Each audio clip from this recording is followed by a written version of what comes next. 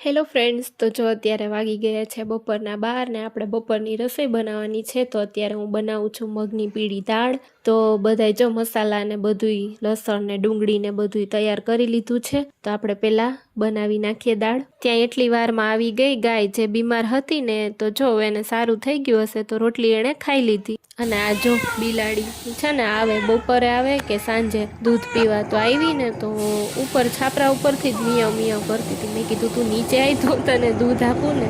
તો જો આ બિલાડી એ કાંઈ આવી નહીં, નીચે ઉપરથી જ પાછી વહી ગઈ. અને રાતે જમવામાં બનાવી નાખ્યું હતું સેવ ટમેટાનું શાક, ખીચડી, રોટલી એવું બધું બનાવ્યું હતું. ને મારે ને મમ્મીને બેયને શાક નહોતું ખાવું સેવનું, તો પછી મમ્મીએ બટેટાની બિરયાની બનાવી નાખી. ને પછી મમ્મી પણ જમવા બેસી ગયા.